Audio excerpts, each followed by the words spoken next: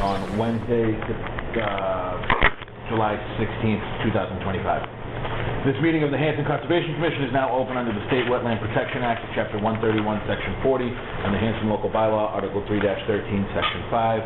This opening statement will apply for all business conducted at this meeting.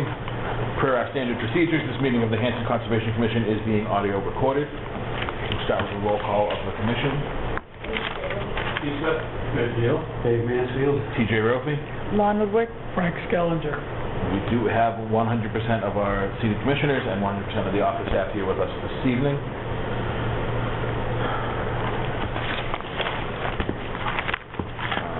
First on the agenda for this evening, we will table the minutes for the moment. We have a 6:30 p.m. hearing for a request for determination of her applicability for 279 Lakeside Road. So our clerk could please read the public hearing notice. The Hanson Conservation Commission will hold a public hearing on Wednesday, July 16th, 2025 at 6:30 p.m. at the Hanson Town Hall Select Board's Meeting Room, 542 Liberty Street, Hanson, Mass. Pursuant to a request for determination of applicability for Nicholas G. Rubino, parcel and project. Request to reconstruct a section of an existing wall and plant bed to create a permanent set of stairs 8 feet wide with 4 steps, 2 landings, and handrail from the backyard to the water, and also rehab portions of existing wall within 100 feet of bordering vegetated wetlands at 279 Lakeside Road, map 79, lot 4. The application is filing under Massachusetts Wetland Protection Act, Massachusetts General Law, Chapter 131, Section 40, and the Town of Hanson Wetlands Protection Bylaw 3-13, Section 3, and rules and regulations. Hanson Conservation Commission, Thomas F. Rofi, Chairman. Thank you. Mr. Rubino, you want to tell us a little about what you're looking to do?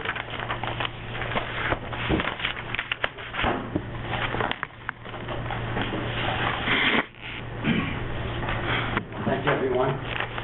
My name is Nick Rubino. My wife and I, Michelle, own property at 279 Lakeside Road. With me is Sean Buckley, my landscape contractor. We purchased the property a while ago, but we loved the location, we loved the town, we loved being on the water. It seems that over time, while getting older and stuff, and moving in and out of kayaks and accessing from the dock, and the dock is busy. If you remember, we were in front of you last fall on the patio reconstruction, and when we went through that, we uncovered somewhere north of 100 granite blocks underneath all that grass and lawn, and they're all stockpiled in my front yard right now. So the thought was to create a set of stairs accessing from the back down into the water. And at the same time, the wall itself was constructed, from what I can understand from research, back in 1950s. There's a permit in that package from 1951. It's just a loose stone wall, and rocks have constantly fallen in, and the spring always picking them up and trying to stuff them back into the wall between the wave action and the ice and so forth. So the intent would be to construct this wall, this set of stairs, basically within the planting bed in the existing stone wall. Okay, the planting bed is a lawn, there's a green fence that's supposed to keep the geese out, doesn't work that way. Then there's a 2-foot planting strip, and there's another couple of feet of the stone wall. Horizontally. Vertically, it's about 2.5 feet from the lawn down to the bottom of the pond. So from the sketches and the cross-sections that I included there, the bulk of these stairs will be located within the planting bed and within what was the existing stone wall. There may be one step at the very bottom that actually extends beyond the stone wall into what is currently pond. And then, the way I understand the code, the building code, and I think the stability, we're going to put basically a landing at the top in the planting bed. And then a landing at the bottom, flush with the bottom of the pond, to support the steps as they come up. That's really the gist of the stairs. The wall itself would like to go in and take down the first 12 inches at least, and put it back in a more stable, solid configuration, maybe add some rocks to it, maybe add some of the granite blocks that are left over. We're not looking to move the wall, we're not looking to really do anything further in the pond, than the pond. Obviously, the work itself is that's a general in summary. I'm happy to go through the plan and what I included here. Thank you. Dr. Skellinger, do you have any comments? Mr. Rubino needs this permit from the Conservation Commission in order to approach the DEP for a Chapter 91 license to do this work in the water. What he's proposing to do is not going to impact the pond to any great extent, and I think that the DEP will probably grant his license. It's a lengthy process that will probably take as much as 3 months, maybe more. The conversation I had is if we can. And so a -3 determination would assist him in approaching the DEP for this license. Okay. Since he's working within 50 feet of the resource area, he's going to need variance as well. Any comments or questions from the members of the commission? No. You had come a while back, I did put it on the block out in the back, circle? Yes, it's the same blocks that he then intends to propose to build the stairs with. And I photo to you, you can see what they did. From the picture, it looks like this. This would be a football line. Yeah, and they just built. Oh, yeah, I was just saying, like, the thing that he's gonna do is just basically charge for a staircase right there. No, I was just pointing out that what they did this night came out. Oh, yeah. Look at it. Thank you. Anything else from members of the commission? Anyone from the public here to comment on this project? You can identify yourself for the record, please. Gail Joy, 276 Lakeside Road. What would you like to say, Mrs. Joyce? I'm here just to, support Mr. Lovino. I've lived down there, and I understand the walls and things like that, and I understand, environmental protection and conservation and that type of thing. But, I would totally support, what the project is. With, the material. I know the people, I know that, we're there and want protection of the pond. And so that's all I have to say is, I'm here to support the process. Thank you. Anyone else here to comment on this project? Last call for discussion from anyone on the side. Seeing no further discussion, the chair would entertain a motion to issue a variance for work within the 50-foot buffer zone. Second. Motion made by Mr. Mansfield, seconded by Mr. Heel. Any discussion on the motion? Seeing none, all those in favor, please say aye. Aye. Opposed? Abstaining? That motion passes 5-0-0. The chair would also entertain a motion to close the hearing and issue a -3 determination, approve the project as presented tonight. So moved. Second. Motion made by Mr. Mansfield, seconded by Mr. Heel. Any discussion on that motion? Seeing none, all those in favor, please say aye. Aye. Opposed? Abstaining? Motion also passes 5-0. Good luck with DEP, Mr. Rubino. I agree with Ed, that came out real nice. Came out good talking about it. Good work. Steve Burke? Pretty sweet. Yeah, I like it. Yeah. Happy to show you anytime. Took me a second to recognize you. You worked for us a couple months back, right? It was October. I don't remember. Yeah. We do this I fairly remember the regularly. project kind of brought it up, but yeah, that's what it is. Thank you. Thanks, guys. Good night. Hi, Nick. And these are the certified. Thank you very much. I'll put it in the file for you. Thank you. I have a question. Sure. Yes. Well, it doesn't have anything to do, well, kind of conservation. I was here for the last thing with the Eversource and the gas lines that are supposed to be going in. Yes. Is there any meeting that's been set up? Is there any what? Any meeting that has been Yes, set so up? you should receive, do you mind if I step out and give her something from my car quickly?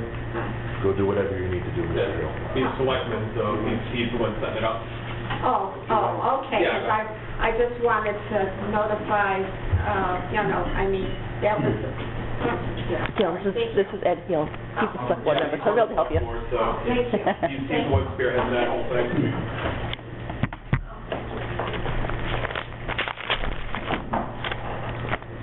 The other two, you could probably sign it while he's outside, though. With it? The other two of you can probably sign it while he's outside. I'll leave the gap for him.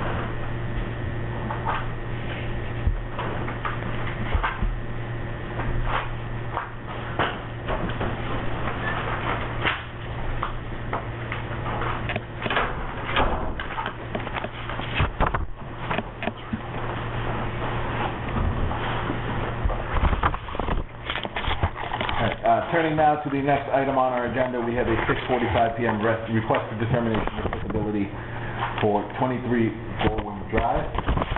Clerk, could you please read that public hearing notice? Sure. The Hanson Conservation Commission will hold a public hearing on Wednesday, July 16, 2025, at 6:45 p.m. at the Hanson Town Hall, Select Board Meeting Room, 532 Liberty Street, Hanson, Massachusetts, pursuant to request for determination of applicability for Abigail Weiss Caruso. Parcel and project, request to install a 21-foot by 54-inch above-ground pool within 50 feet of a bordering vegetated wetlands behind property located at 23 Goldwyn Drive, map 81, lot 242. The applicant is filing under Massachusetts Wetland Protection Act, Massachusetts General Law 131, Section 40, and the Town of Hanson Wetland Protection Bylaw 3-13, Section 5, and rules and regulations. Hanson Conservation Commission, Thomas M. Brophy, Chairman. Thank you, Mr. Heel. Is anyone here on behalf of the project? Come on up. Are you Ms. Caruso? Yes. Thanks for coming in. Just real quick, tell us what you're hoping to do. So it's pretty basic.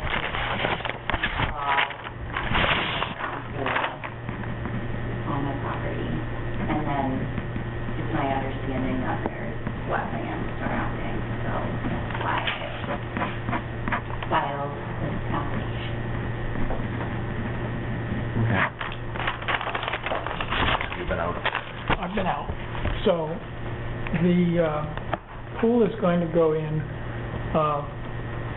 where there is an existing play structure. And it's in a lawn area, so it's been previously disturbed. The property at 23 Gorham Drive backs up to the wetland that runs along the river. So the wetland comes up pretty close to the back of the lawn, and I don't think this pool is going to impact it at all. Once it's installed, it'll be fine. She does need a variance, and otherwise a -3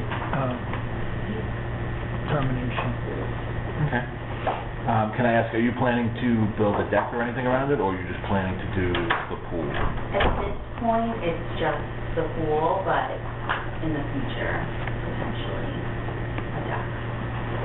Okay. Then you'll be back. Yeah. To clarify exactly what the goal is. So the goal for now is the pool, and you will come back, we don't want it to not something... Tonight is just for a pool. And what did you say is there now? Lawn? The lawn and the play structure. What it is? Wood and 50-foot. Yes. Barely. I mean, Very slightly. If you look at the diagram, the 50-foot buffer is not very well delineated, but it would come basically through that little circle that represents the pool.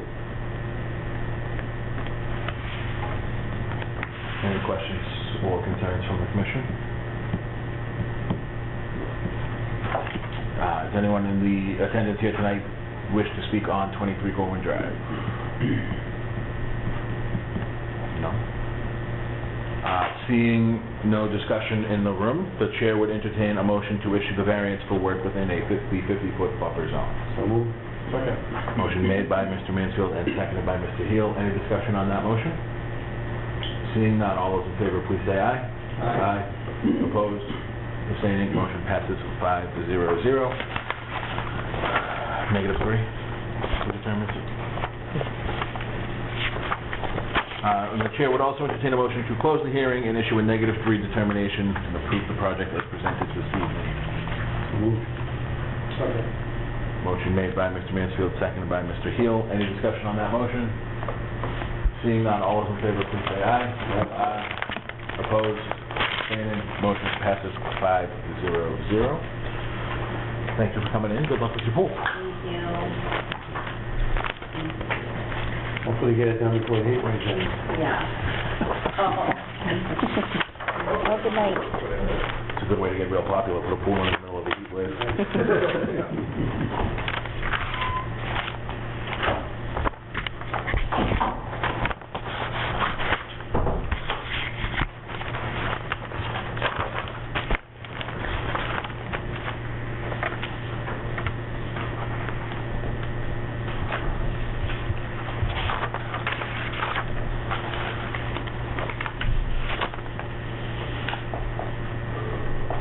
We don't have the minutes from the last meeting yet, right?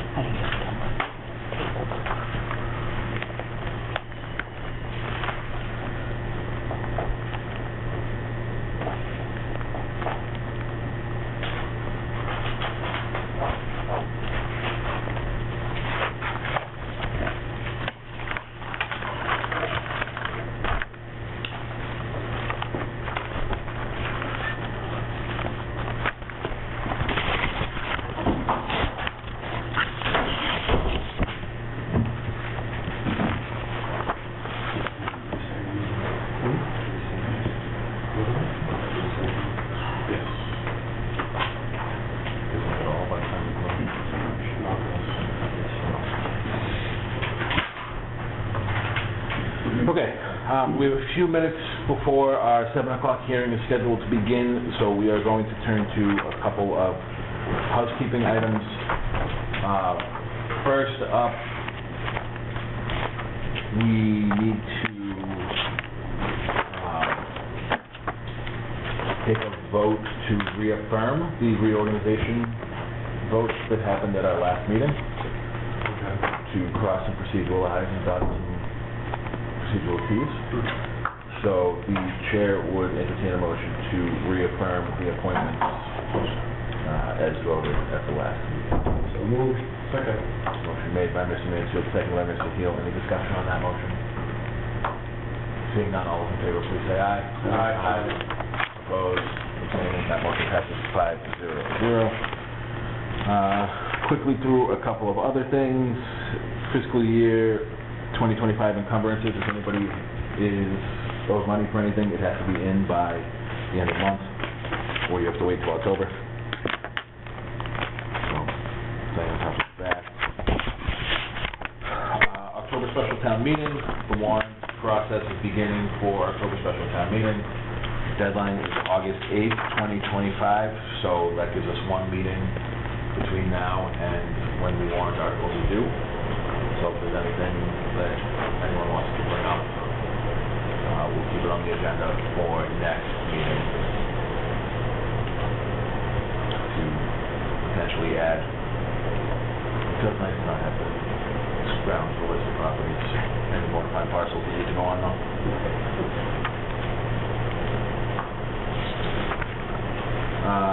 Hanson Day, September 27th, 2025, that remains kind of a placeholder, will be determined if we're going to have any of Mr. Mansfield's beautiful brochures to continue to hand out. We just need to last another 2 months. The Nathaniel Thomas Mill conservation restriction, there is a question on behalf of the state about the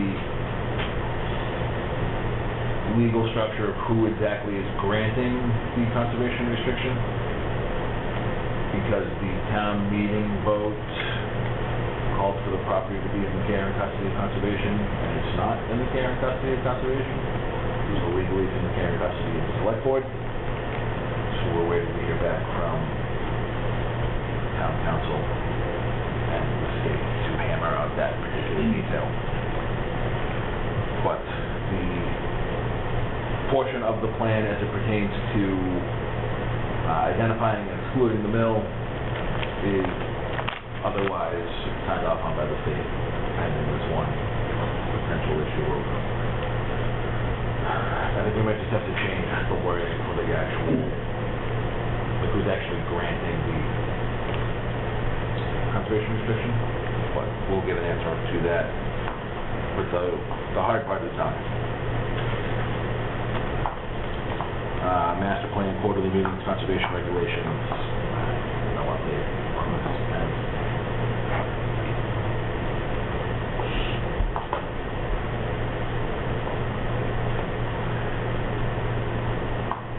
Property management update, you got anything? Yeah, the cameras we put up,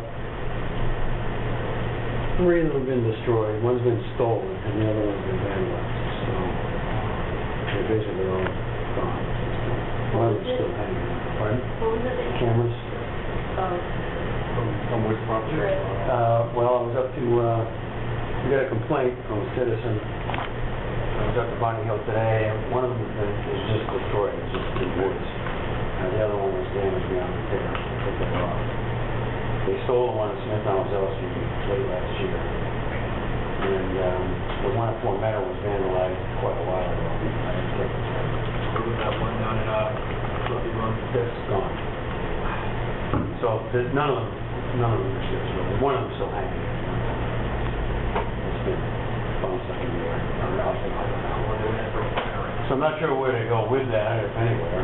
That's the status of them. Do you still have a camera? I do, nothing, they never bought it either. So I'm wondering if we put it, put up a camera, You have to and put then it, aim a camera. at this point, you have to put it really high. It's high. Yeah, that's what I'm saying is put up a camera, not necessarily so high, but put a camera up, aiming it back. The trouble with a game cam is it has a very small shroud, the area of motion in front of it, so you really can't go front. I'll dig around a little bit. I'm not sure if we would go with it. That's a status. So this just happened at this point. let's see, a few other quick things here. The meadows were, the perimeter trails were mowed about 6 or 7 weeks ago. They're all grown up again. Talked to Richard Highway today. He said that next week they'll mow them again. And they'll try to mow them again. And then 3 or 4 weeks after that. Right now, you can't mow it. Got a few complaints from residents about that, but how much we can do. The brochures are all done, as everybody knows, I guess, and Tony's got them distributed around town. The deer stand is gone from Sleeper. Jeff Keeney contacted the owner, but he took it out, so that's it. I've also had feedback from 3 residents about the condition of the boardwalk up at Fort Meadow. We have to start to make some decisions about what to do. We don't own it. Most of it's in East Bridgewater, but right now it's a real hazard. The river, not the area, the Smith Mountains is way out. Okay. So, almost all of that boardwalk is in East Bridgewater, so it's not our responsibility from that point of view, but it's dangerous at this point. So, I don't know if we should, I don't know what we should do. I would think we should at least post it in some way, maybe keep off something. Do we know anybody? We don't know yet, how can we can't do that? Well, you would access it from. Oh, yeah, I know. Smith Mountains. Could we not just reach out to the Conservation Commission for Bridgewater? They don't know. It's on East Bridgewater Trail. It's in the town of East Bridgewater Trail. To get onto it, you have to access it from Hanson.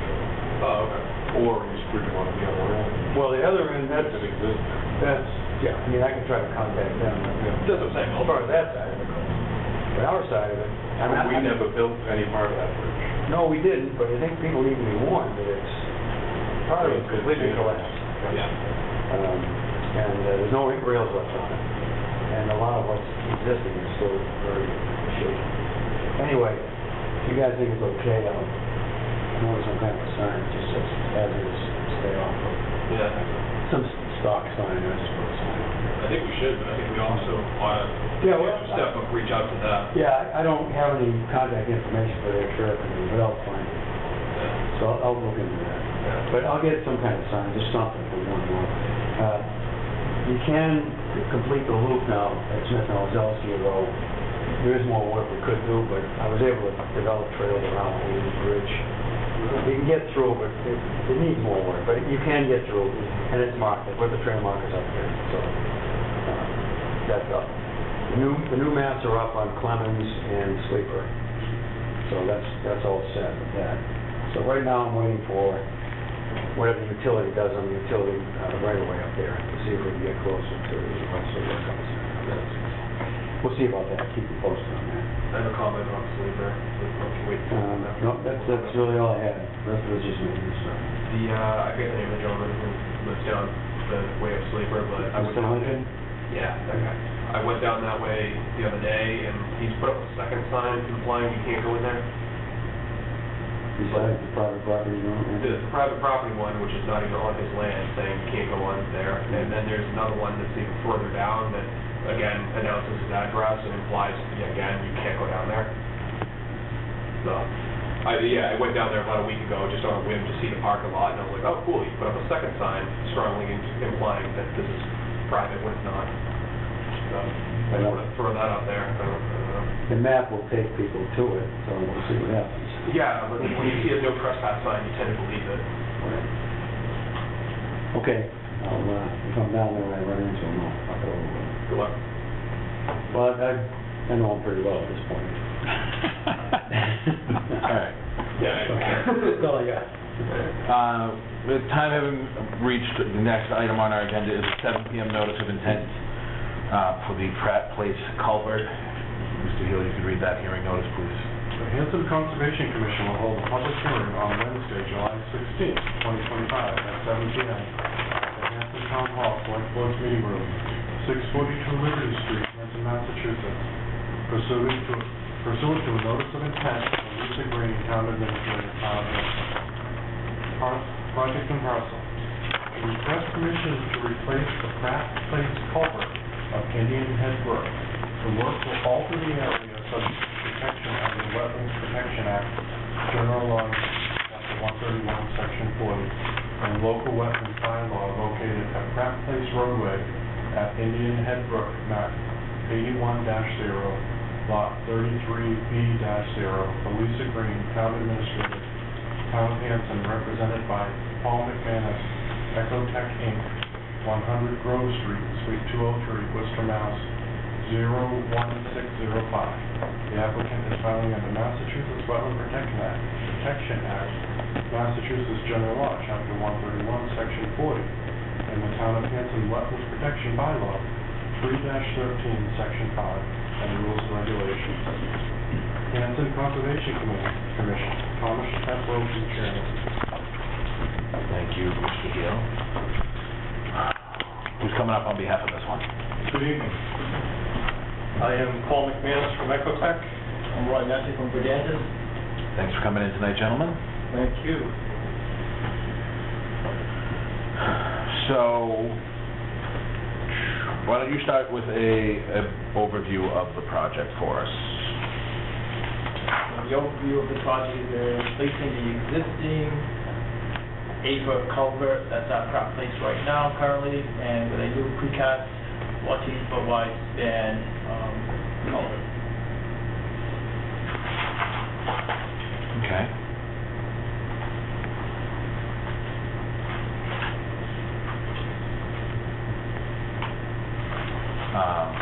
Dr. Skellinger, do you want to start with your comments?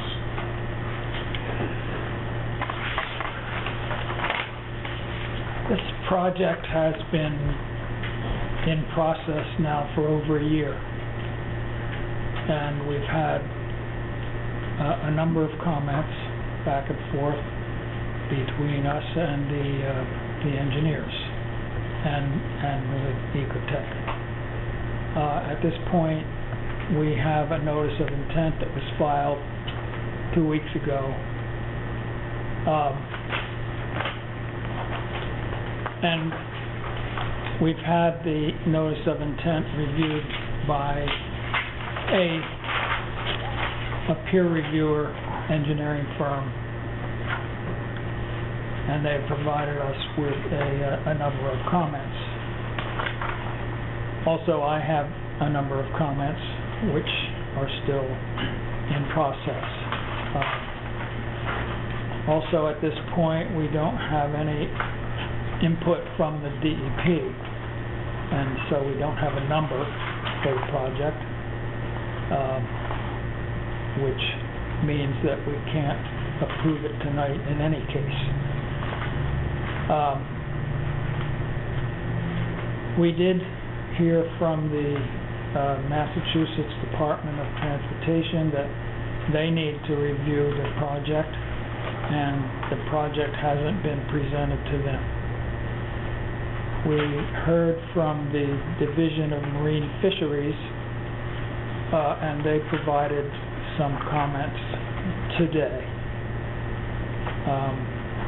We heard from the DEP relative to Chapter 91, and they decided that they do not need a Chapter 91 license to be working in the stream.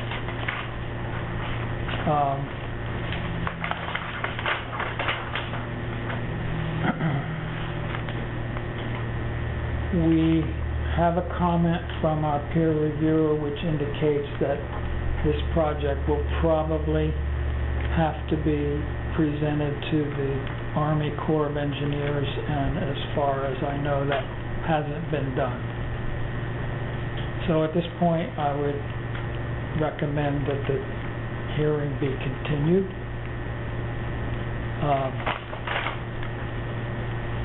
Because there's a lot of work left to do here.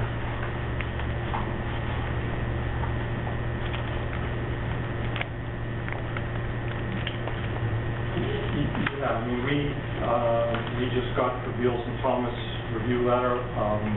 Our expectation was that you'd want us to kind of run through that quickly to comment on it.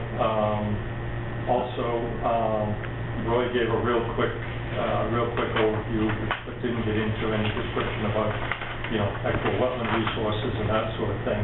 And I'm happy to do that as well, just so you have an understanding of where we're at with respect to, proposed wetlands conditions and impacts and mitigation. Notice there was a comment in there about diversion versus pumping and so forth. And then, do you have any comments about that? I had some questions, I guess, about... Sure. So I don't know if folks are familiar with it, but the existing Pratt Place is a pretty narrow road. There's 8-foot box culvert there right now, proposed to replace that. So the way it's proposed to work is to put up a coffer dam to block off just over half, and block that off, dewater that, pull out that existing vertical block wall that forms the culvert, dig into the upland there, create a footing so that to site that half of the proposed 14-foot arch.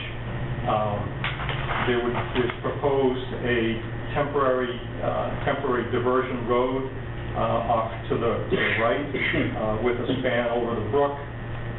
That would, in place, we have a protocol for removing all the topsoil there that would be stockpiled off-site, put in structural material to form a temporary road. As I said, a span over to the other side. That work, I should have said, would happen obviously before the existing bridge was decommissioned. But put that in place. But essentially, block off a little more than half of the stream to be able to build a footing on one side, then get around using the temporary road,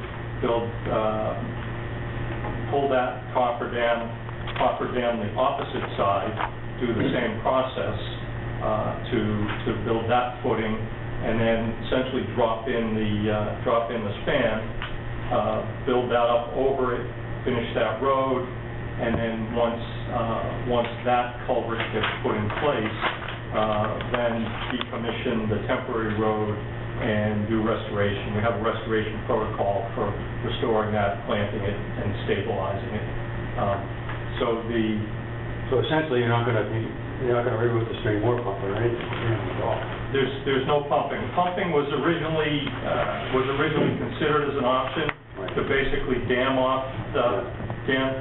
But in looking at it and thinking about what are the flows there, we looked at stream stats for predicted flows in big storms, and if we got weather like we have today and low flows that are there today, pumping would be feasible.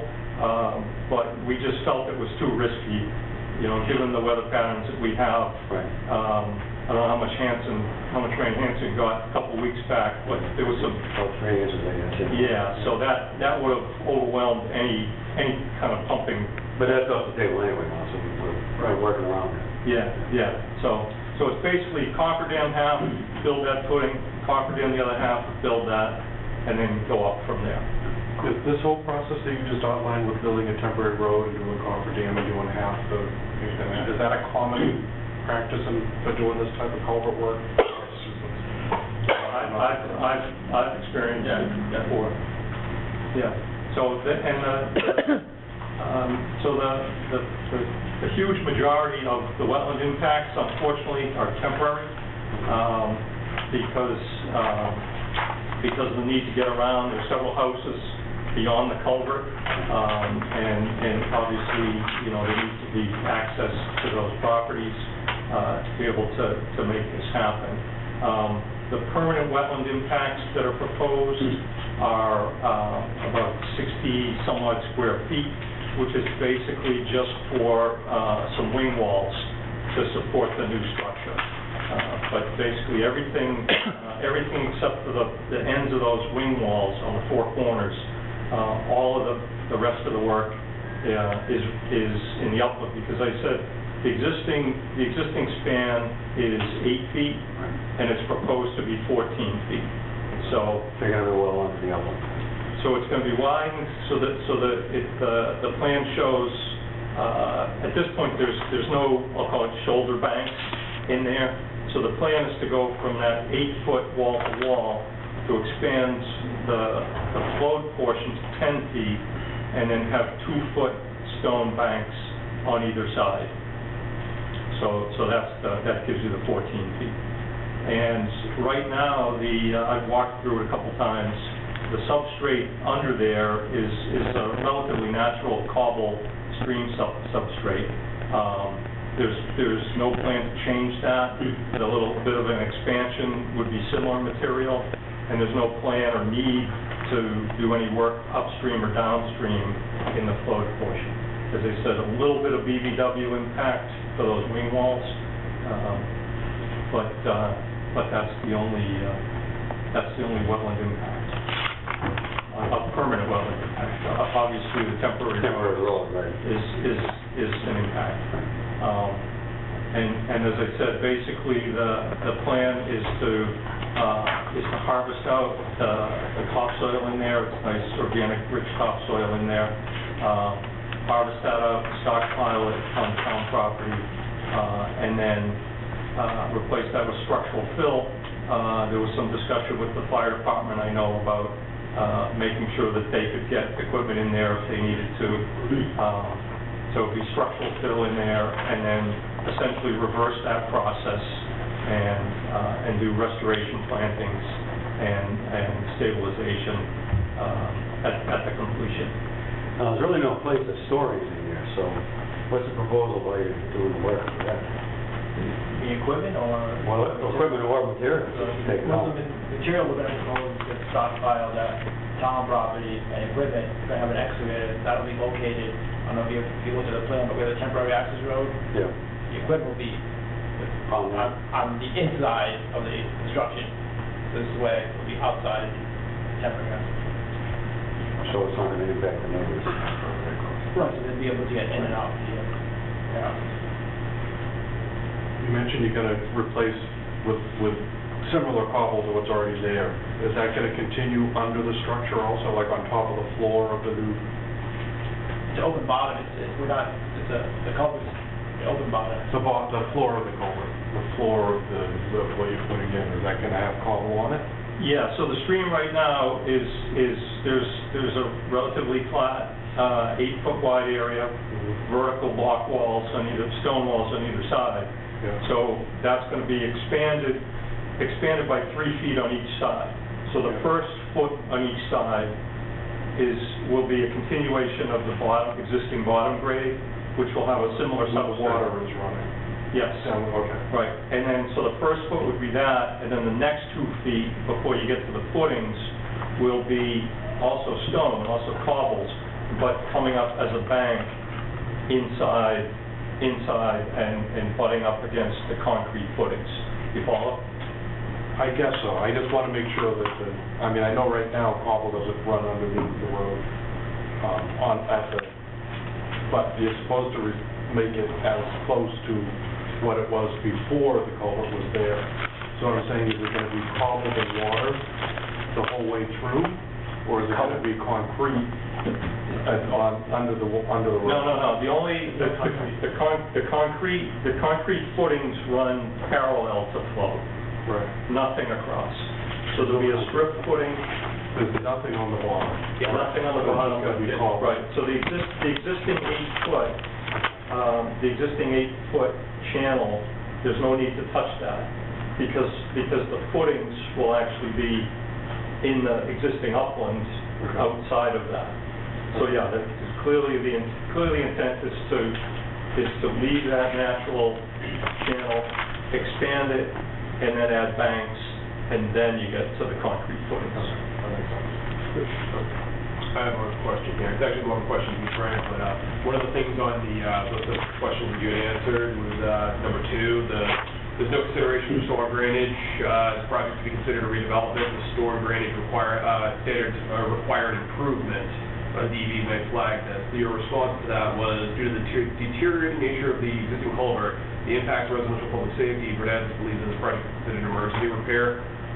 Do you agree with that? Because you Not said at all. it's been going, yeah, that's... Not at all. It doesn't strike me as, it There's failing and there's no failing. planet on which this is an emergency repair. Well, that's what I'm getting at, is I'm asking a loaded question. I figured you'd say that, because this is, it's not failed, it's failing, or rather, it just needs to be repaired. If it was failed, I would agree that it's an emergency repair, but if it was an emergency repair, we would have been doing this a Would year have been ago. done already. It would have been, we'd be talking about it after the fact, because this came up a year ago. I don't think the DEP is gonna say, you know, oh yeah, it's an emergency, but you sat on it for a year, and we're still debating it. I think that that does need to be considered, and that the requirement for storm drainage standards needs to be approved on it. Like, that's an actual requirement, they have to, right? The best it's practical, you have to do it. I mean, Well, yeah, no, I get that, I just mean there has to be a plan. We're not proposing any increase in impervious surface, we're just literally replacing, saying what's there. Yeah, no, I understand that, but there has to be a plan for it, and the DEP is gonna flag that, and that's what my thought, and, right, I wanted to ask you that. One of the larger questions is whether this bridge is going to meet the stream crossing standards. Yeah. And as far as I can tell, it doesn't. I mean, I understand it needs to be done, but it they've needs to be done justified right. that on the basis that it's an emergency repair. That's just not the case. Yeah, if it had already failed and collapsed or something like that, I could understand emergency repair, but it sounds like I could go drive over it tonight. This will end up being a DEP question, right, anyway, is that correct? I'm sorry? This will end up being a DEP question, It right? is, yeah. DEP will flag that, is what's Frank's concern, and I agree, I share that concern. I agree quite personally that it's, you know, it's not, at present, it's not an emergency. The plan is to prevent it from becoming one, obviously. Yeah. With respect to the stormwater standards, I've actually been thinking about that question and was looking at the regs for that. And the stormwater standards in the regs are actually not applicable to small projects. And they define that specifically as projects of, they do it unfortunately in terms of housing units, but 4 or fewer housing units. So if you're building a 4-lot subdivision, the stormwater standards don't apply. So oddly enough, if Pratt Place ended at roughly the location of the culvert, and you were to build the rest of Pratt Place, which has 3 houses and I guess 1 other lot out there, if you were to build that today from scratch, that would be 4 units or less and not subject to the stormwater standards. How are you determining that it's 4 units or less? Like, it's even more than that. It's not like the stormwater would go, it wouldn't just be those that are directly next to the thing. Well, what I'm saying is if you were, I mean, this is, the footprint of this project is very localized. No, I understand that, but the impact of damming up a stream that goes this whole way affects every house along the stream, does it not? It's not even, it's an invidious distinction here. The fact is that it's a public way. Yes. It is a part of the MS4. Yes. The drainage for that road is part of the MS4. And so the regulations say that if you're going to redevelop this project, you need to improve what's there. That's all it says. You need to improve it. What does that mean? Right now, the water runs down to the bridge, and it runs down to the bridge from the other side. And if there's any contamination on the road, it runs into the stream at the bridge. Is there anything that can be done to improve that? I don't know. I'm not the engineer, but the engineer should have looked at that. Yeah, it sounds to me it's not that they have to change their plan, it's that they just have to file the correct paperwork to say that they've confirmed that it is the best they can do, or something along those lines. That's one possibility.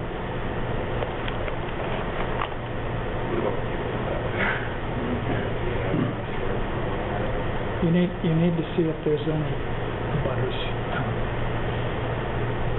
abutters? We'll get to them. Okay, just don't let them sit too long. Two of the comments that came up originally were about the review with the fire department and the review with the highway department of the plans. Have we heard back from either of those departments? Heard back from both of them. I just wanted to make sure that the temporary bridge is waiting for their equipment. Okay, and the highway department's happy with the plan as well? Sense of them, they were concerned with the trash truck. And that was their approval. Okay. Have you actually talked to the highway department? Tony sent it to them and received their comment that they had no comment. Just wanted to make sure I could hold the trash equipment. Because the first time they saw the plan was when you submitted the notice of intent. As far as I know from Rich, that's the first time he saw the plan.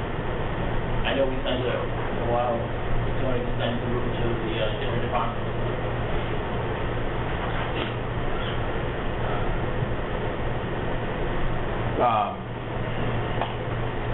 If you could at some point forward those to our office to include that these concerns have been addressed. I can verify, Tony Price, town planner, I can verify that the fire department comment was before completion of the temporary road. For completion of the temporary road, they want to verify that the engine could get across, that it didn't meet the weight requirements. In the highway department, but I can make comments directly. Thank you. Now, as to abutters, anyone with comments on the project? With the audio recording ongoing, we do ask that you identify yourself for the record before you speak, just so everyone is aware. If anyone would like to speak, welcome to. Hi, Doran Prescott, 101 Pratt Place. The bridge isn't our planet, basically. Certainly have been very attentive to watching this bridge deteriorate over time. We've been living there for almost over 13 years now. The bridge obviously was concrete. The rebar started to be exposed, and much of the concrete had actually been worn away, at least the top coating of it. So metal plates have been put there. We all know what that looks like, and certainly a little bit of a concern, of course, from a citizen's sake, seeing metal plates hopefully carry the weight of oil trucks and potential fire equipment and so forth is always a little bit of a concern. Obviously, the appearance and so forth, the culvert obviously is a nice appearance and so forth. Just curious if there was any other ability to do something that's a little more on the quick as far as providing and not having some of the issues that a temporary road bring, not just the amount of equipment and so forth. Just thinking about how if there was ever a chance there would be footings put in or poured and so forth, and then prefab bridge being put in its place. And I understand the removal of the existing culvert and the concerns from EPA and so forth, all of that being said, but I'm just curious about the options because one of our neighbors is, as far as health concerns, and again, as much as you might have the ability to put some of the equipment off to the side and so forth, I'm very wary of any kind of emergency vehicles that need to get to the property. Certainly always worried about a project that might take a lot more time and be more painful for everybody's purposes.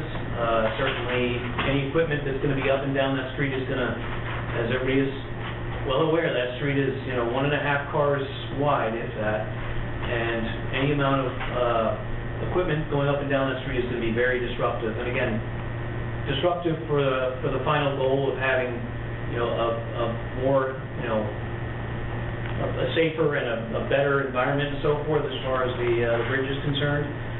is a good thing, but obviously the ability to get to that place is always a concern. So just curious if you can give us kind of a, why didn't it go through other means if possible? And certainly I don't need a dissertation on, like, just tell me that's what EPA is telling you. I'm just concerned about timing and effort as far as its ability to put people at bay. That's all I have. That was actually one of the questions we had on here. It looks like the temporary bridge is going to be able to hold 35 tons. So that would cover even a fire truck, not just an ambulance. Yeah. I don't think the question was about the strength of the temporary bridge. I think the question is about if you have construction equipment in there, how... Oh, yeah, no, it's going to be off to the side, though, on the inside of the curb. I understand that. Sorry. Having been openly not down there, it's a very narrow spot. Sure. So if you can put it inside whatever curve you want. You can't be out of the way and use the machine at the same time. Gotcha. And not to mention we realize that any equipment that comes down there is then a turnaround at the top of the hill, and is going to be problematic as far as, it's going to be problematic in a sense of, being disruptive for our flow and so forth. And again, very happy about results final, but it's the process by going through it that's going to be the painful thing. So all that being said, our road it's eroded quite a bit. There's a lot of problems with we realize that, obviously we moved in there, still love it, I'm not tearing it down, I'm just saying that there's things that are going to be disruptive in a very narrow, kind of complicated, as much as it's just 3 houses, there's health issues, and of course just the ability to get in and out without, causing disruption for the entire neighborhood is what I'm concerned about personally. Sure. I think we can all stipulate to the culvert needing to be replaced. As to the construction methodology, I think that would fall to you. Yeah, we are proposing a prefabricated structure to make it as quick as possible, and also the footings are going to come in with they're proposing prefabricated footing. But you still have to pour the concrete for the actual bottom. It's like a U prefabrication that they can set them, pour the concrete as fast as possible, then once that's set, they can bring in prefabricated structure. I'm just curious why that prefab bridge couldn't just go directly over the current culvert and be done with it essentially. So it could be literally if the footings were poured and basically complete and a bridge was brought in by crane, it's a very short order process that would eliminate a lot of the problems. And again, I understand that you need the height to remove the existing culvert and so forth, but it seems like that could be done from underneath if the bridge was lifted enough. There's a lot of problems. Certainly I understand the timing of having a bridge in place and making sure emergency vehicles can get to our house, being the last house on the block. But obviously the destruction of, potential problems of getting in and out could be more worrisome than a 5 or 6 hour frame if a bridge could be brought in and dropped in place.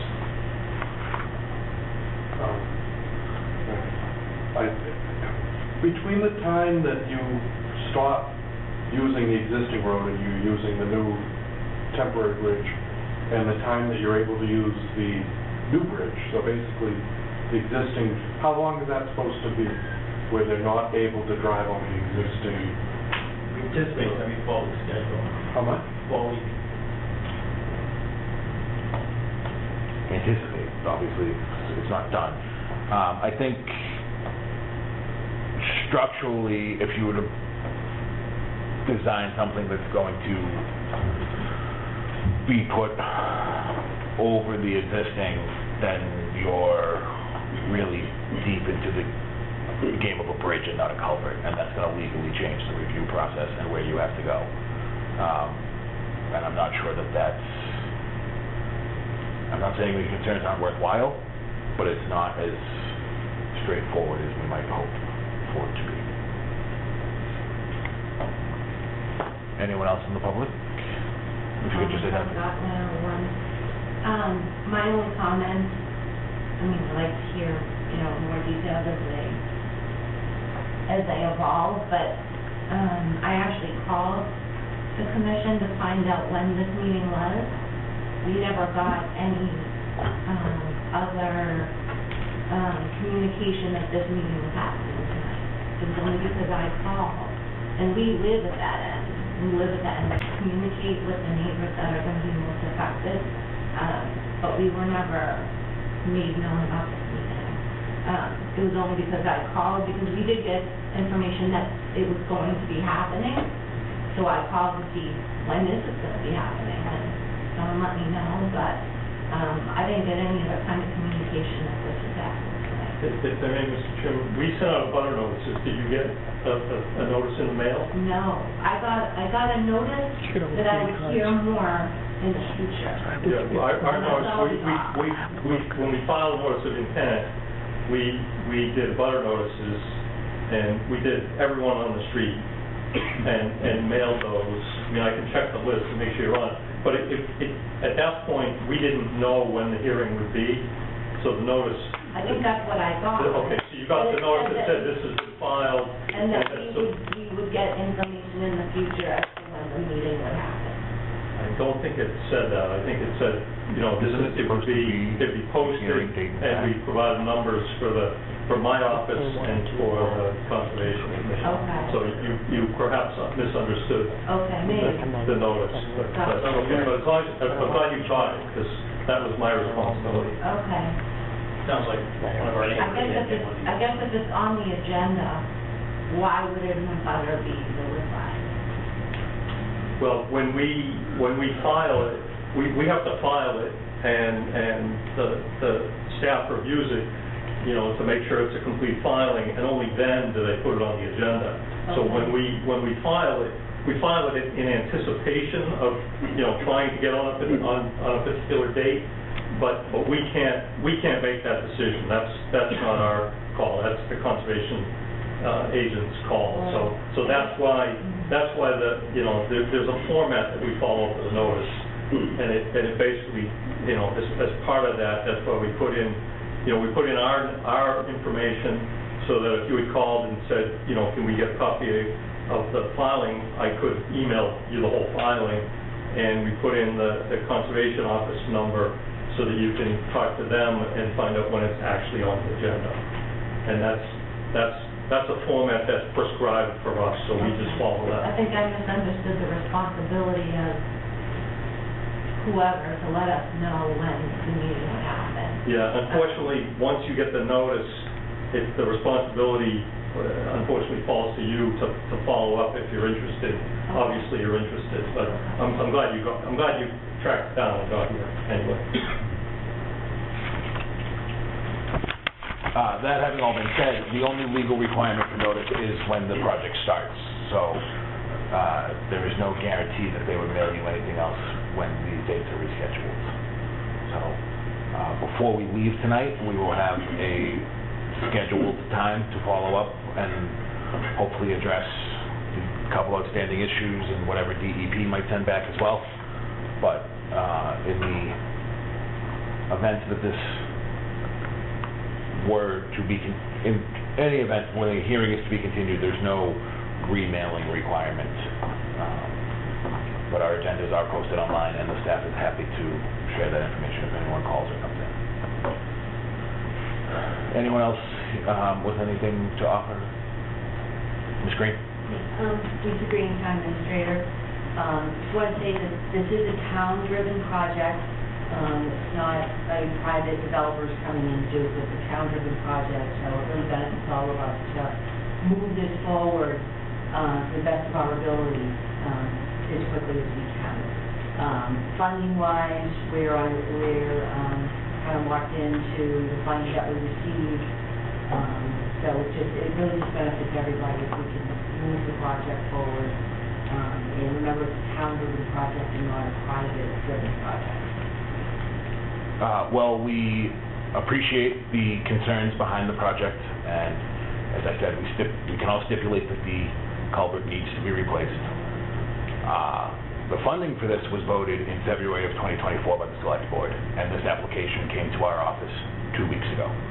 We're legally prohibited from acting on it until we have a DEP review and DEP number. So I don't know that pointing the finger at conservation for holding this project back is appropriate. No, I'm not pointing the finger at all. I just, it's not, a privately driven project. So not pointing the finger at anybody. Thank you. Anyone else? Anything else pressing from this side? Mr. Chairman? Sorry. If we could, one issue that came up in, heard it mentioned briefly here and got passed over, and was in the peer review letter, has to do with the stream crossing standards. And the stream crossing standards, as you know, are intended to, for stream crossings to prevent impacts to aquatic and other organisms, using the stream corridor. So one of the criteria there under the stream crossing standards is 120% of bank full. And there was some discussion, Frank had some comments, and we've been thinking about that question. And in the stream crossing standards book, the manual, it talks about measuring bank full, and it talks about doing long profiles up and downstream and measuring. The unfortunate situation is that all really relates to and makes sense for a new crossing where you don't want to go and adversely affect that wildlife passage corridor. In this case, the bank full at the culvert, the work is limited to the footprint of the road, the footprint of the existing box, and that culvert is 8 feet wide. So our interpretation of that is that with respect to bank full, that's where it should be measured, and it's 8 feet. And what's proposed is 14 feet. Now, 120% of 8 feet is, 9.6 feet. So our view is that we exceed that criterion with respect to the stream crossing standards. The other criteria have to do with, if you have a culvert, no HDPE, that doesn't apply, obviously. It talks about stream drops at either end of the culvert, which I think goes to this gentleman's comment about wanting to make sure that the bottom substrate stayed the same and uniform. So we're good there. I think the only question that's been raised is this issue of do we meet that 1.2 times bank full? And again, I think it's appropriate in a case of where you're retrofitting and replacing a culvert. I think it's appropriate to measure that as what the actual bank full is there, and couldn't be more straightforward because it's vertical walls. And it's 8 feet, The other criteria talk about, for replacement culverts, meet the standards to the extent feasible, where feasible and practicable, I forget the exact word. And I think we do all that. So the only question then is, how does one measure bank full in this circumstance? I'm sure, 100, 200 years ago, whatever, before Pratt Place was built, I expect that the stream through there probably looked like it does upstream and downstream, which is wider than the 8 feet. There's no question. When I flagged my mean annual high water and the bank out there, it kind of angles out at all four corners. If you look at the plan, you'll see, those flags angle out. But at the work area, at the culvert, it's 8 feet. And so I would ask you to consider that because the question has been raised. Is that your understanding? That is not correct. Okay, that is absolutely not correct. It's not what's... That's not something we're going to litigate tonight. It's true. We're not. So that's not something we're going to litigate tonight because we have differing opinions from different people that we need to sit down and probably wait for DEP, quite honestly, because it's a state standard that's going to be reviewed by them. And see where that takes us. But it is clearly one of the things that was brought up both in Dr. Schellinger's comments and in the peer review about how bank fold is determined and the methodology behind it. So, I think we need to defer to DEP on that one for the time being. But we appreciate your explanation of the methodology behind it and your approach. Okay? Any other comments, questions? So our next scheduled meeting is August 6th. Does that work for? Is that a night that you can be here?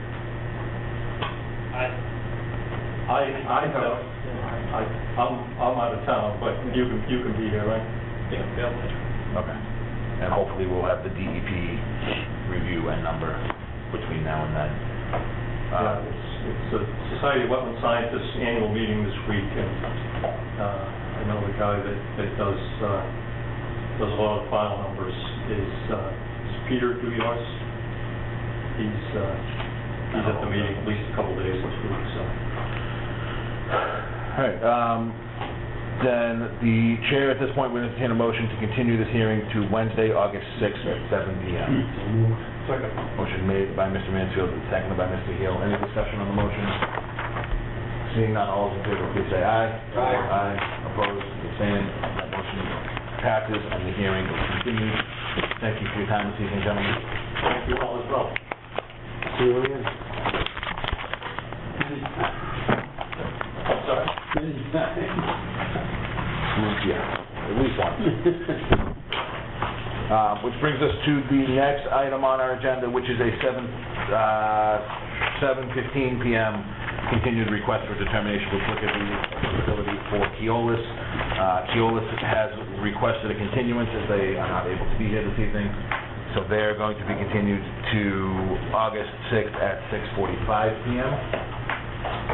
If I could have a motion. So moved. Motion made by Mr. Mansfield, seconded by Mr. Heel. Any discussion on that motion? Seeing none, all those in favor, please say aye. Aye. Opposed? Abstaining? That motion passes, and they are continued. Which brings us now to our 7:30 p.m. motion and hearing for 1282 Main Street. I think we read this public hearing notice at one point, right, when we opened it? This is a Right. continued. So there's no hearing notice to be read.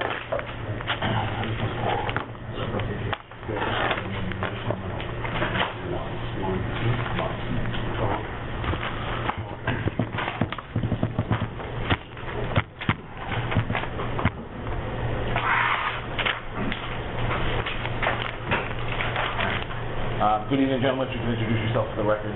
Sure. Good evening. Kevin Brady from Brady Consulting. My associate Gabriel Padilla. We're representing Tracy White for the notice of intent submitted. It's nice to finally see you guys. Yeah, nice to meet you guys. Sorry for all the confusion. If you want to start with just a brief overview of the project? Sure. Do I need to be on the mic? Can I? No, The mic's not live. not live. Right.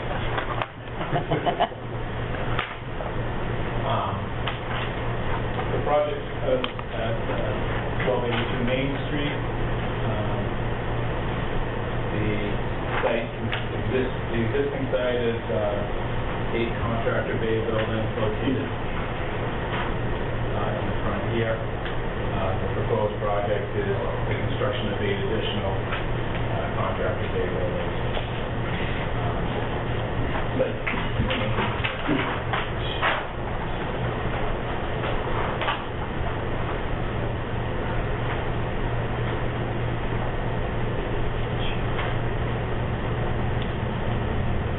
The site contains approximately 61 acres total. We're using much less than that. We've got the existing area out here. We're proposing 3 buildings. We have an additional building here, and then we're concentrating another set of buildings in the rear here. The wetlands resource area. Excuse me. resource areas were donated by John Zimmer last year. We located them by survey. Numerous sheets in here. You know what, I might just do it here, so actually. Go ahead, we'll publish this. My work too. Sure of that.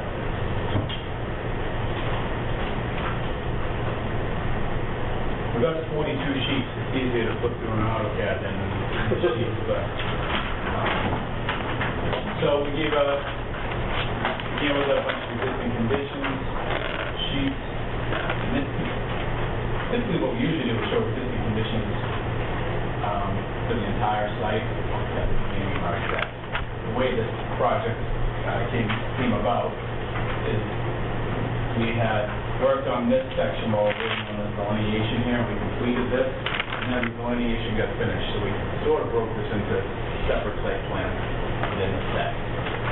So I usually picture it as existing conditions sheets.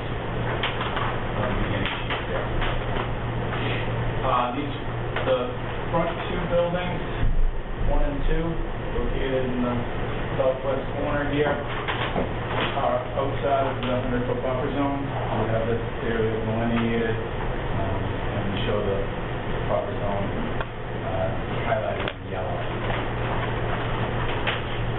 So this section of the project is outside jurisdiction.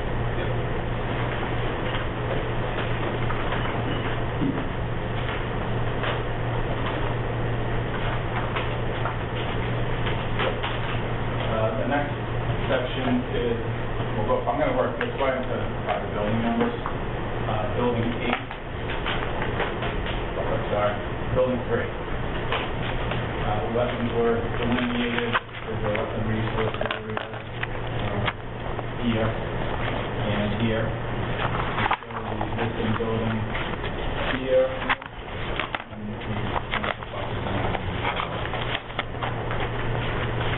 Proposing 6,000 square foot warehouse building and gravel parking around that. The gravel parking and the building are located in the 100-foot buffer and within the 95-foot setback. We're not proposing pavement in that area. I'll cover that in a bit. Each one of these plans includes erosion controls around the perimeter. They mitigate erosion and sedimentation of the adjacent resource areas during and after construction until slope stabilization has occurred. We've looked at stormwater for each of these buildings. They have been peer reviewed by Pat Brennan, and he gave his blessing on them yesterday. I know he gave a letter. I believe he got received as well as zoning. Essentially, the stormwater systems consist of deep sun-footed catch basins, and then they go through sediment forebays or oil and grit separators prior to getting to the infiltration. So we have 2 BMPs preceding each stormwater infiltration unit that provides 44% TSS removal, which is typically on the higher end of treatment levels, so it gets to go through 2 treatment levels before infiltration, which will elongate the lifespan of the system as well as remove more sediment prior to any discharge. Again, pre-development plans, post-development. This is getting toward the rear section. This plan is located in this section here. So these are the wetland flags that we had delineated and had located in this vicinity. There is an existing gravel path that provides access to the rear of the property. That gravel path connects out here to Main Street, all the way through, branches over in this direction to a dead end, but then it also goes out to the rear in this direction and also out here.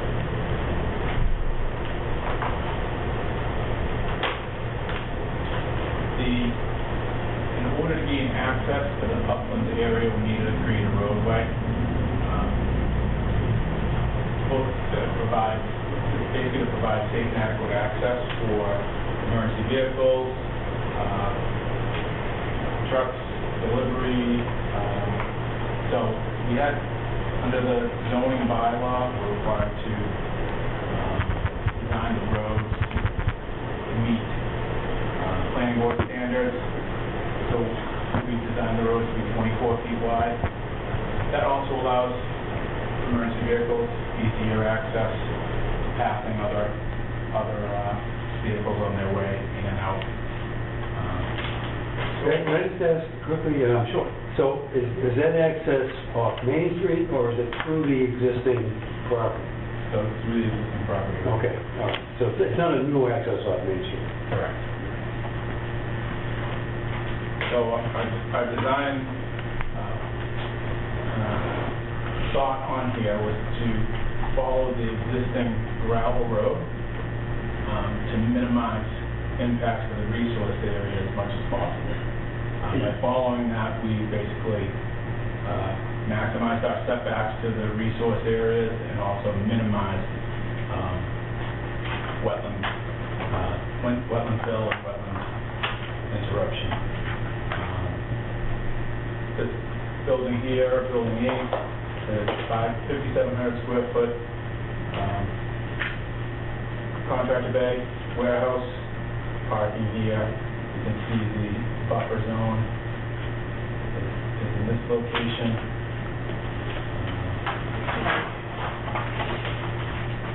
The stormwater system associated with this portion of the project is a subsurface infiltration system. Again, deep sump footed catch basins to a oil and grit separator located here at the building. So the roadway, it's also picked up, a portion of the roadway is picked up and put into this infiltration loop here.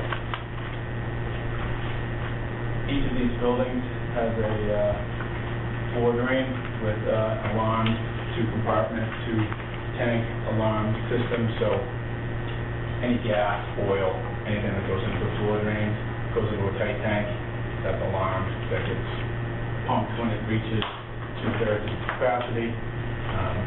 So any vehicle spills in here or any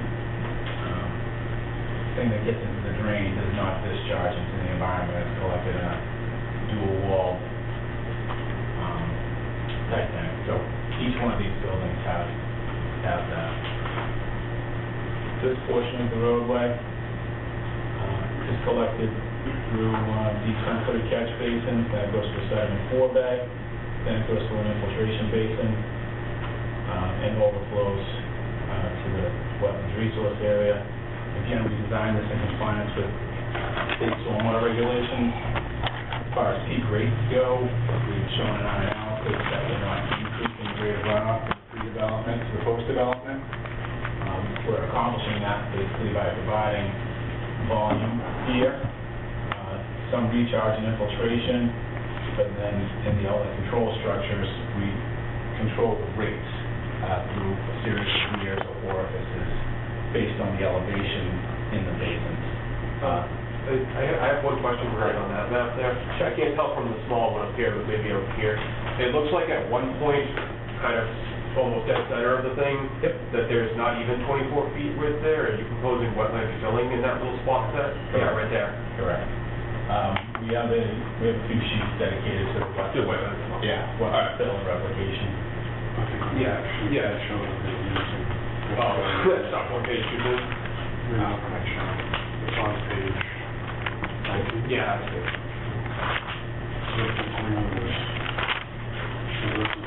Yeah, this gap right here and this part right here is filling.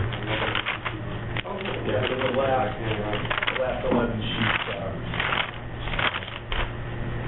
general details, but also wetland fill, replacement, and also mitigation plans.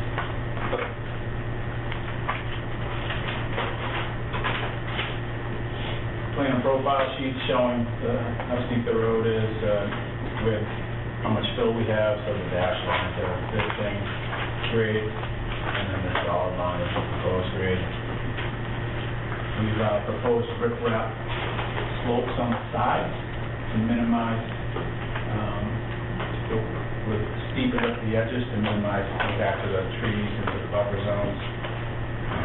Drop that down as steeply as we could. We have guardrails to protect from running over the edges with vehicles. We do have a connection for this existing path, so we're not going to impede anybody's rights of access over that car path. They'll be able to access in this location and again down at the other end.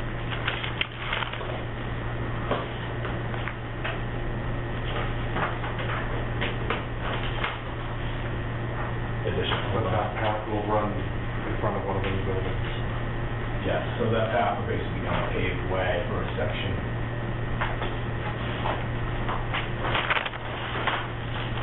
This is the development drainage calculation sheet for development. Different conditions, this the rear area out back was farmed and cleared. You can see this is the existing tree line where the mature trees are. The remainder is third field at this point. It's already been untouched for a few years, so basically meadow grass, and there are a few trees throughout. You can see the 100-foot buffer here. So a concentrated development in the upland section. On the sheet here. We're providing circular access for emergency vehicles into all buildings. It's good circulation also for the development. There's multiple ways to get around here. 4 buildings, a fenced area for storage of materials in the upland. Site grading on the sheet.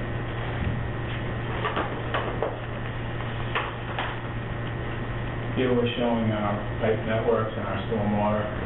We're collecting, again, the stormwater and catch basins and routing that to the infiltration basins. First, they go through sediment 4 bays. So sediment will be collected in the catch basins, and also there'll be another BMP to treat any sediment that gets through the catch basins. Septic located in this location here. These contractor bays aren't high volume septic producers. We don't do laundry or showers typically in these locations, not a lot of water use. So the system's fairly compact, located in the inland.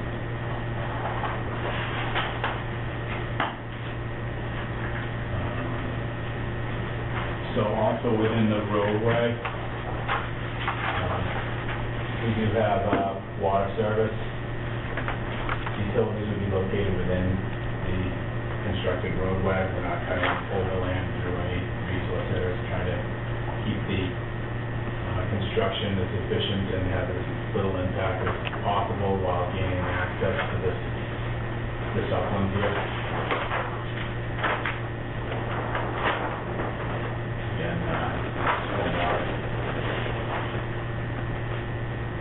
wetland fill and replacement plan. We're proposing retaining walls in this longer area to minimize the impact of the roadway and to minimize the fill of the resource area. There's 310 square feet here, 278 here, 56, and a little piece here, 37. We've designed a wetland replacement area here in this pointed section of the wetlands. little upland that pushes through here, we're just gonna cut that and connect that to the same border and vegetated wetland system. We have a planting schedule, and we also have a calculation showing that we're providing 1.5 to 1 replacement, wetland replacement. There's not a way to get a roadway through here and have access without having some sort of wetland fill. We did a full survey of the site, trying to figure out how to do that, and this is what we determined was the least amount of impact possible.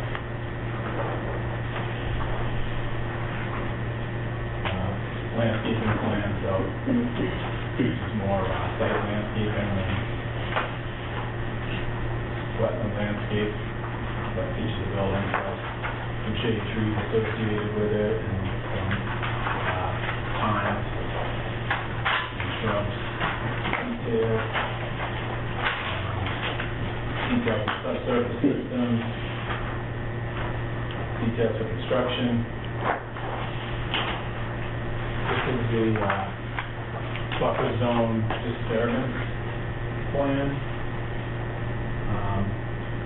Your local bylaw has a section that requires that no pavements be placed within 50 to 95 foot setback. Based on the site configuration, we were unable to keep all of the pavement outside of the 95 foot setback. We wouldn't be able to gain access to the upland.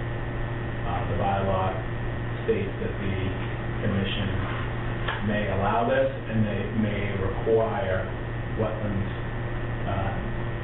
mitigation plantings in turn for allowing paving within those sections. So we prepared plans to detail where the disturbance is, what the square footage is, and what dimension, what distance from the resource area. So we have proposed pervious surface is this blue hatched area. Setback 50 to 100 from the wetland. We have 32,000 square feet of gravel proposed. You see associated with that, that's not a paved surface.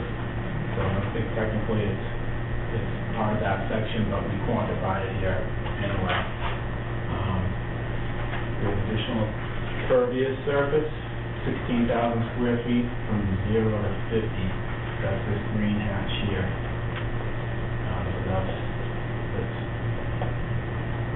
impervious surface from 50 to 100 is 30,000, almost 500 square feet. That's these blue areas. And then impervious surface from 0 to 50 is almost 20,000. That's this brownish gray area.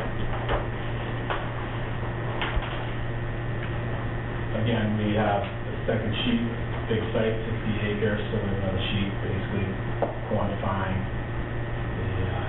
the location and quantifying it. TESO plan.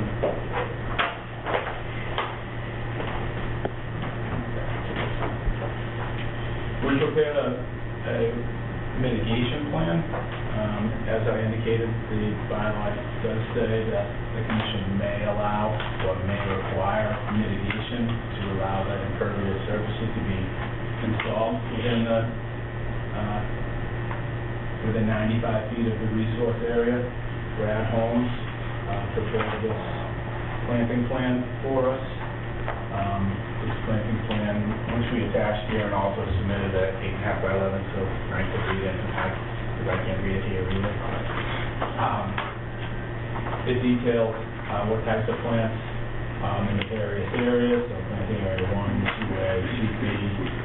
If one gives you the plants, the areas.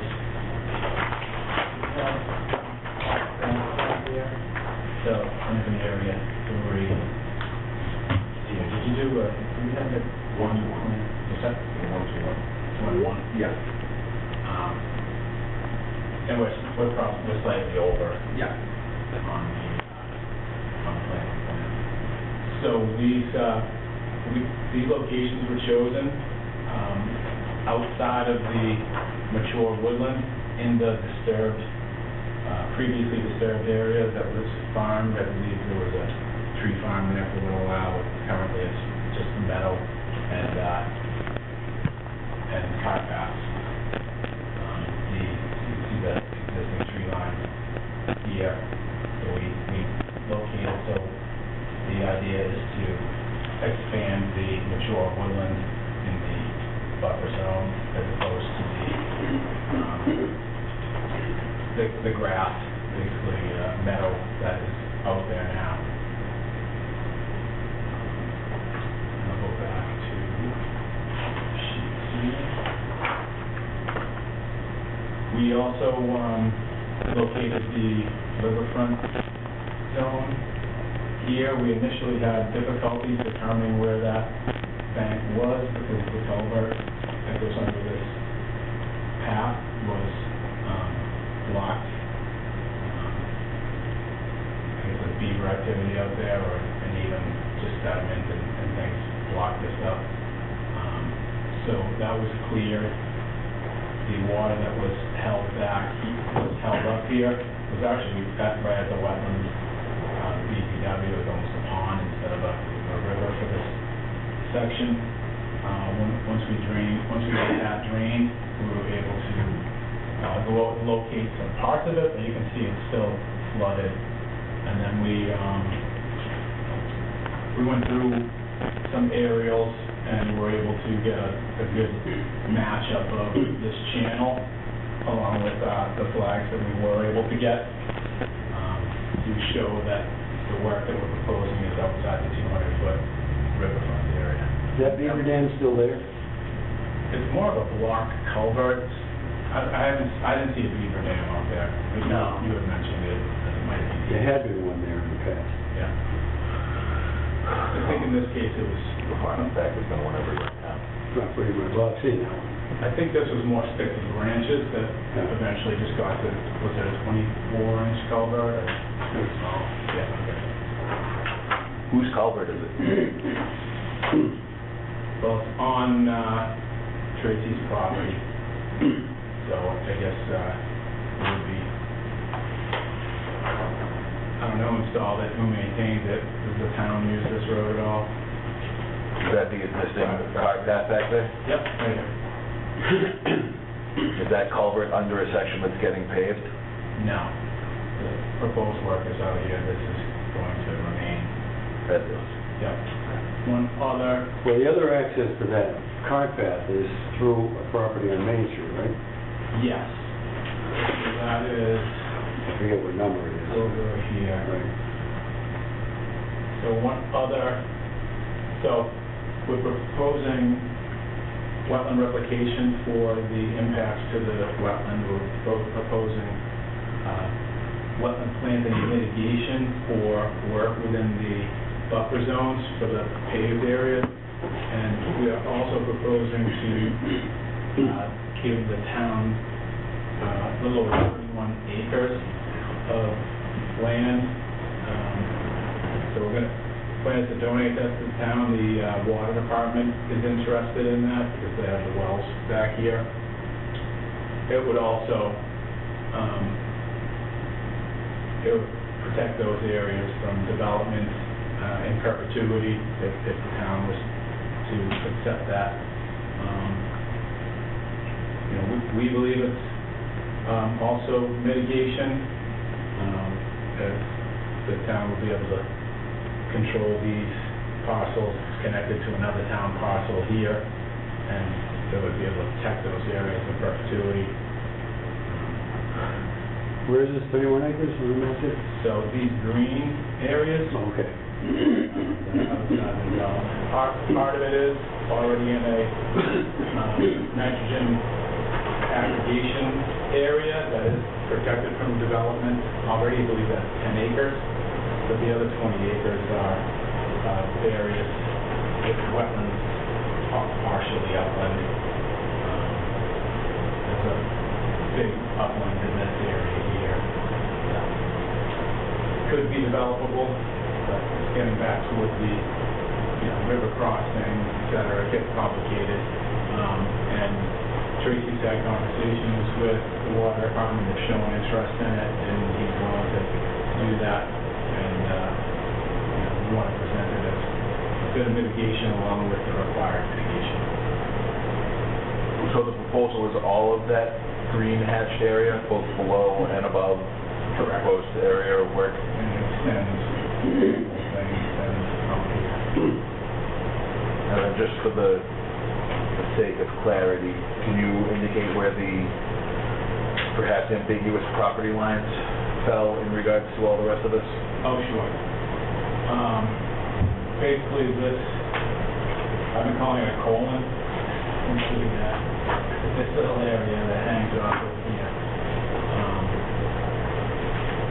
So we did, my PLS, Tim Bennett, met with Tom Hanson.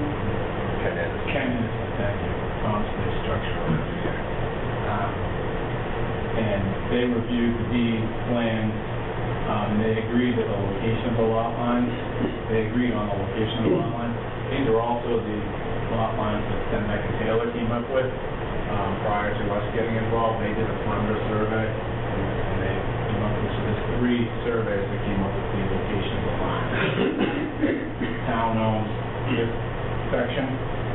The issue with the property lines is more ownership issue.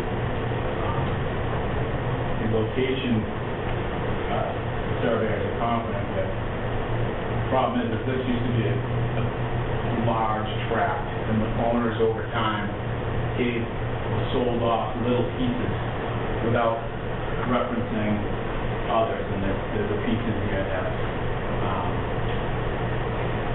owners unknown, I guess. It appears, in our opinion, that it would revert back to the largest piece that's left, but that's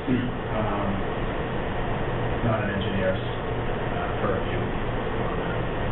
And is it any of the project work proposed in that colon, as it were? No. So we put a note on the plan in this area to be left on this area. But it's below the building? Yeah. Like any of the... Yeah.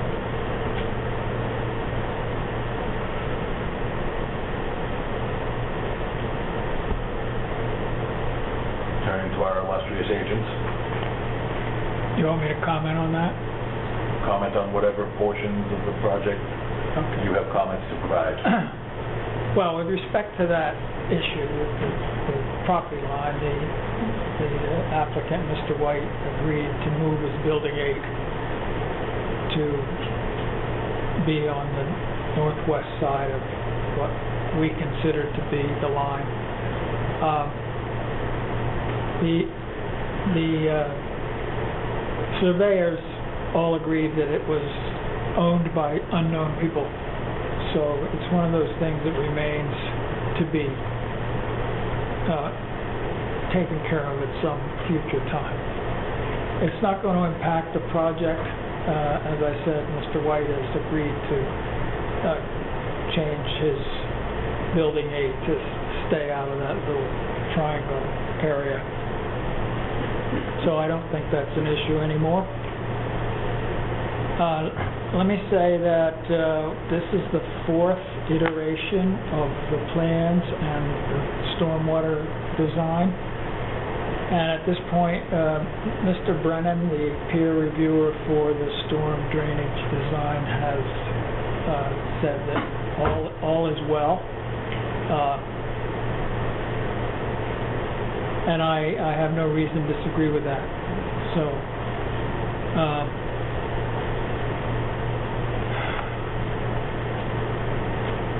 the project still has to go through ZBA. It's still open in the ZBA. There may be some questions left over from a zoning standpoint, but they don't affect the conservation issues. for buildings 1, 2, and 3, which are in the lower existing area of the project, there are no conservation issues at all. At this point, Building 8 has no conservation issues either. And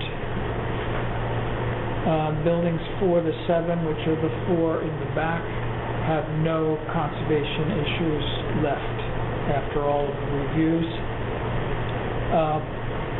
So the only open item that I had left with Mr. Grady was the question of mitigation.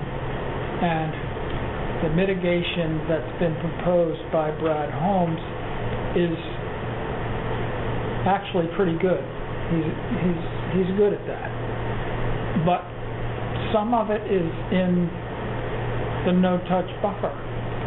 So what the project has done is it's taken away part of the 50-foot buffer, part of the no-touch buffer, and it's proposing to mitigate by disturbing more of the no-touch buffer.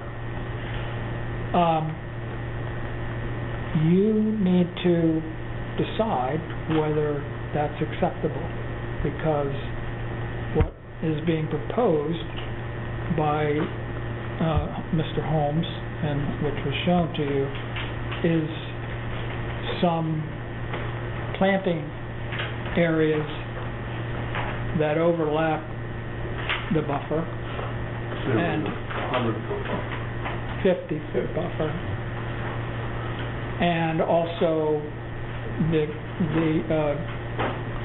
proposed donation of a large piece of property.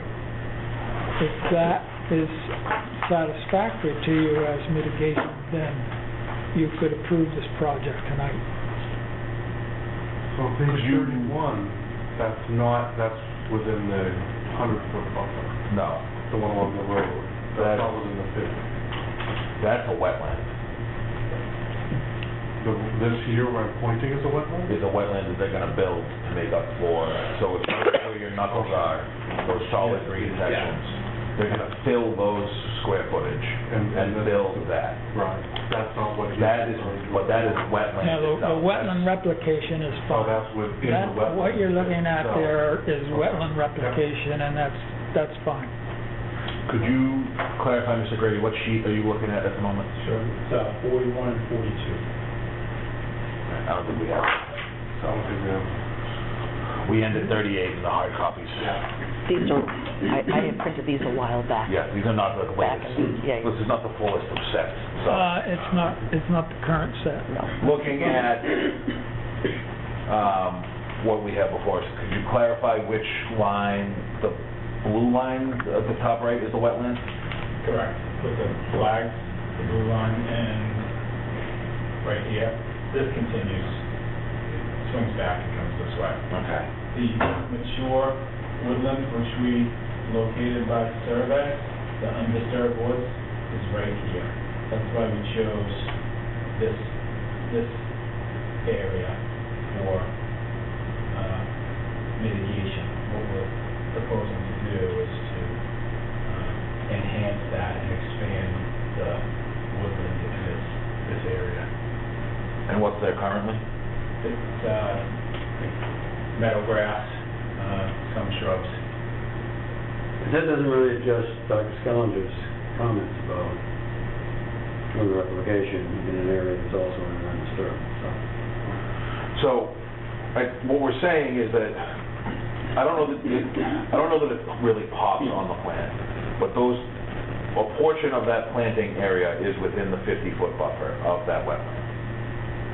Correct. If you were, let's see if we can see on the area. But I don't know that you can argue that the grassy section is untouched. Right. It was previously disturbed. This would be a pine forest if this wasn't cleared and farmed at some point. I know There's still irrigation lines out there from when the tree farm was out there. It's flat and clearly plowed, et cetera. So what we thought is that if we were expanding woodland, it would improve water quality that's running off to the wetland, also improve some habitat, increase the habitat of the pine forest, as opposed to this open field that would revegetate eventually, but we were going to enhance that and get it going sooner. And this is a wetland area by hydrology and plants, but again, there's no trees here. It was cleared and plowed, and it just happens to be close to the water table, and especially when this river is blocked, it gets additional hydrology. So you can see the tree line, the existing tree line is back here, and we're trying to enhance that and increase the buffer zone to the BBW. So our thought process is to make sure woodland is a better buffer to the resource area than the plowed meadow. The question before us is, do we consider digging in the 50-foot buffer to plant more substantial vegetation as a benefit? Correct. If not, is there another area in the property that could be used for that? What happens, we'll probably have to move it out to, these areas. 60 acres, I'm sure you can find a spot to plant a tree, but But it looks like this is all within, a lot of it is within 100-foot buffer. a lot of it is, and a lot of the portions that they're open to donating to the town are wet and wet adjacent, which is why they're worth protecting. Right. We actually weren't thinking that we were digging in the 50-foot no disturb buffer. When we prepared this, we were looking at it as a buffer zone enhancement to, provide woodland and forest, leaf litter, habitat prior to stormwater and adjacent to the resource area. We looked at that as an enhancement to the values of the resource area. I could have put it out here, but it seemed like if we were going to enhance it, a connection of the woodland made more sense. That was our thought process. I'm not going to break it into woods and fields and then back to woods. If you didn't have this in green right here, but you just didn't do that, you can't build there, you can't do anything. It's going to become native or whatever over time. Right? Not necessarily. I mean, if it's grass now, there's nothing stopping him from mowing it as grass into perpetuity, other than possibly a desire not to. But there's no obligation to let it revegetate naturally. It could remain lawn. Buffer and all that. My lawn is about 18 inches off of a wetland, and I mow it regularly. So the 50-foot no disturb zone in this section is only this little triangle. As you know, you have a 50-foot no disturb buffer. He can come back and apply for something here. I think it's intent. I think he's thought through this pretty thoroughly and what he wants to do. I think this field over here could utilize the enhancements.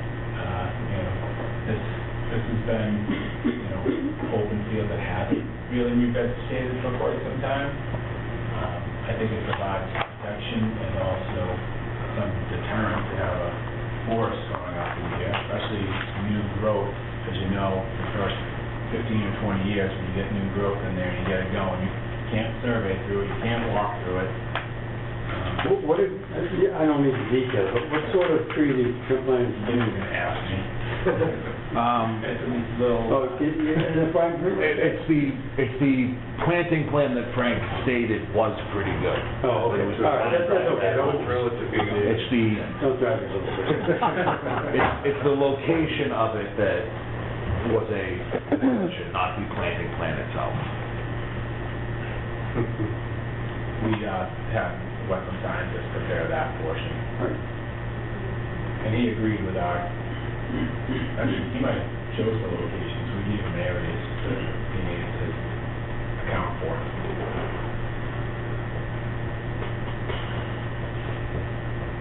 And I do, In my mind, this is fairly typical, that if something's disturbed up against the wetland, that's where you would build your buffer.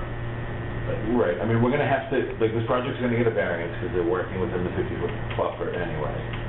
It's largely land that has at some point been altered. You know, it's not untouched land that the project is started from scratch. And I do think we need to remember that 30 acres of wellhead or well field adjacent water recharge and wetlands that the town could then protect is a not insignificant achievement in a portion of town where the Conservation Commission has spent a lot of time and effort into putting parcels under our care and under the Water Department's care to protect the wellhead and the well field. Right. That about the Poor Meadow Conservation Area too on that side of the tracks. Yeah, I mean, we own a lot of land over there already. area 3 years. It does above it. I walk through this every year with With the the conservation right. restriction. So when we talked earlier about the ambiguous property lines, the parcel to the right of that colon is conservation property. So, and then we have property across the train tracks, other...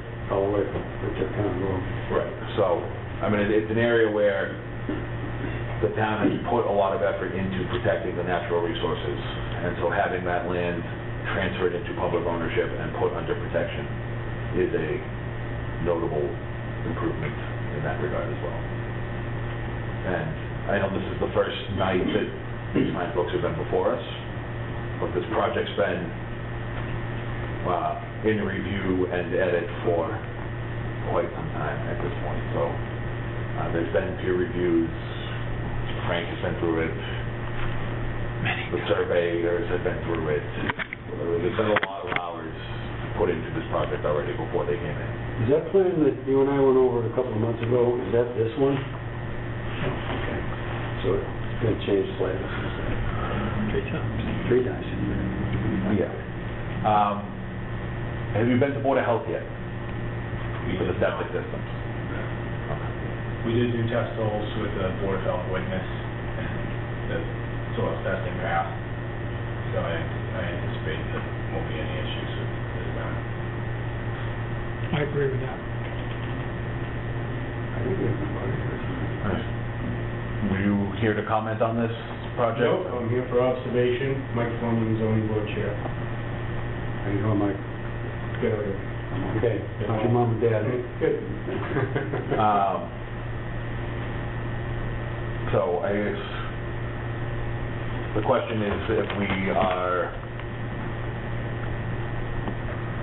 if there's any objections to what we've gone over here this evening, or further concerns. Well, answer most of your questions, right, Frank, as far as I'm concerned? Yep, I'm happy. And we have the peer reviews. I don't think the peer reviews know a lot more than I do. The only concern I have is with the mitigation. And I don't know if it's a big concern.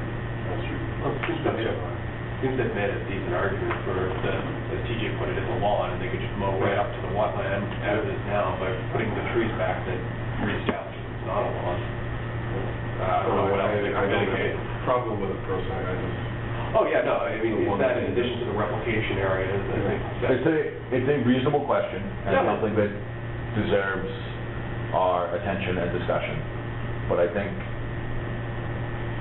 it would be hard to say that they have not made a good faith effort at this point, through quite a few changes and adjustments at not only our behest, but some of the other departments as well. I agree. I actually agree with his assessment on the plantings. And at the other meeting, you mentioned something totally different, the fire access, and they it's a 24-foot wide road. Turnaround would be around the inside of the foot. Off where it's at. They'd be able to come in and go They like that. solved that problem now, as far as I They're can. gonna go up and then around. Yeah. Well, There's, this is wide too, they would just go up and turn around. There's lots of ways to circulate this Yeah. configuration. To answer his question, I don't think there's access all the way around. There's a little, he was just pointing out a little cutout here where they can turn around. Yeah. In the front, there's 2 buildings in the back. Over to the right. There's a road behind the building. The gravel access road, I guess if they had to, they could There's a 3-point right here. use that, but If they can get the 3 sides from the way we have the roadway network set up. Well, could they not just also just traverse all the way around if they needed to? Exactly. Yeah. But also there's a little bump out in the northeast corner here where they can literally just, if they really needed to save the extra 30 seconds, they could just 3-point turn around that. And we confirmed with the fire department today, they were okay with it, they have a plan, they want to submit a letter to the client. As long as they're okay with it. Never get a sticky rock if they're not, so. They'll be good with it eventually. Any further comments, questions, concerns as it relates to this project? And there was no one else in the crowd.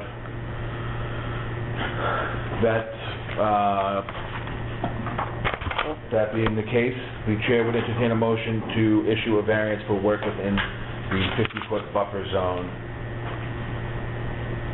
So moved. Motion made by Mr. Mansfield, seconded by Mr. Keel. Any discussion on the motion? Seeing none, all those in favor, please say aye. Aye. Opposed? Abstaining? Motion passes 5-0-0. Let's see, this is an NOI, right? So it's not a positive or negative? No, it's all over. So then the chair would entertain a motion to close the hearing and approve the project and issue the appropriate order of conditions. So moved. Motion made by Mr. Mansfield, seconded by Mr. Keel. Any discussion on that motion? Seeing none, all in favor, please say aye. Aye. Opposed? Abstaining? That motion passes 5-0-0 as well. Thank you. Yes, thank you, appreciate your time, and sure we have enough to on the agenda. Yeah, I mean, we appreciate the amount of work you guys put into this project, and Thank you. it's nice to have a smooth hearing because everything got done already. Yep. Frank, pivotal in that, keeping us, the info that you guys would want, so give us direction. We were able to approve. Good luck with it. Great, appreciate it. Yes, thank you. Thank you, everybody. Thank you. Conservation property list. Thanks for coming in, Mike. Thank you, Mike. Bye. Conservation property list is one of the last items on the agenda.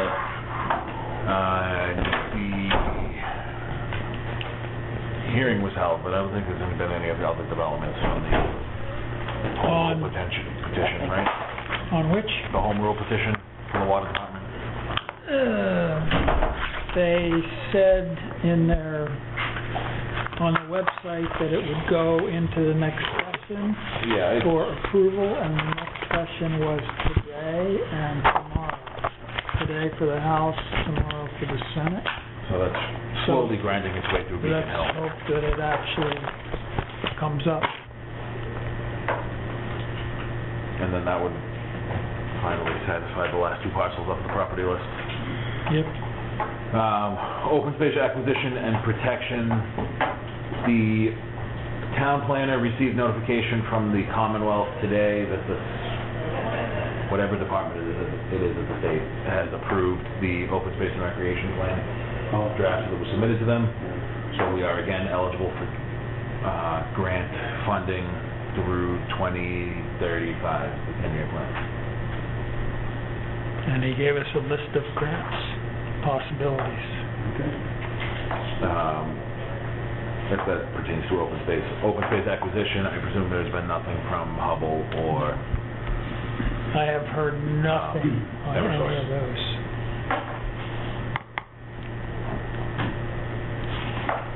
Anything else under that, any unfinished business? No? Let's pay some bills.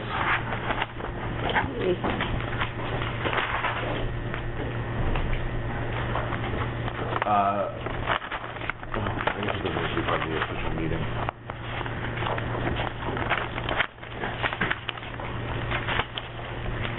This first one's you.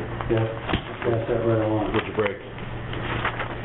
Pick all the wheels, set the wheels on the wheels. It's wheels on something, yeah. Yeah. Put the wheels, break the wheels. Does everybody have a full set I do. I do from last. of the maps? Oh, yeah. I already picked up a set, so I don't need two sets. Precision was Gosia. Give us an accounting of how many bags on?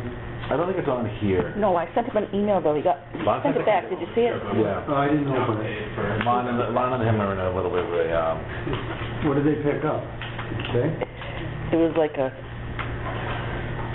We, it was deflection. It's 8 to 10, he says, he thinks.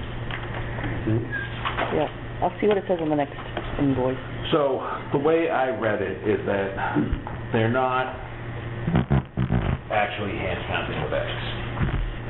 The technician is estimating when he pulls out the larger bag as to what was in the container, Well, I mean, that maybe that's fair enough. which, I mean, I personally think they do this for a living. They probably have an idea. Right. And the main goal was not to necessarily put tally marks on the wall for every bag that came out, Right. as it was to have a general idea that it was being used. Yeah, I don't disagree at all. I don't know that the difference between 9 bags and 11 bags is... So is he agreed to give us an estimate every time? So roughly? He'll probably say 8 to 10 bags Huh? each time. Hopefully, we'll see what the next I mean, invoice that's right. I is. mean, I think TJ's right. I mean, Yeah. 10 or 12 bags or whatever. Yeah. It just looked different because I know they had originally told us, the exact amount, but But they're doing an it estimate. might be just, I mean, it can't be that much fun to pick that stuff up. No, not at all. Yeah. Ballpark's fine, especially since it's only $20. It's Yep. not like, the one thing is $1,000 service, I haven't been down. Well, it's $20 a visit, $2, 2 visits a month, 24 visits, so it's... for the year, what? 480. I would think 480. Halfway they got so. Well, there's fewer bags hanging on the trees along by the boat ramp. It's clearly being used. It's probably only being used by the same people that were making some sort of effort before anyway. Probably. But it's an improvement. There's a big pile of dog turds right near the kiosk that has a case pick up a few ducks. You should pick it up like with individual bags and throw them in the trash so that we can add it. I brought some picking up. Recording still on. Can I give a copy of this to Ron and TJ? No, There's two copies, they want to Ron. I'm busy. Thank you. Okay. I'll hang it up. Somebody in your neighborhood is supposed to be handing out over there. Yep. My neighborhood? Your parents' neighborhood. My in-laws neighborhood, let's not get carried Carol, away. or... I don't actually have a neighborhood here. County road considered a neighborhood? I have 2 neighbors. Does that make a neighborhood? Oh, thank you, honey. The time being 8:43 PM, the chair would entertain a motion to adjourn. So move. Second.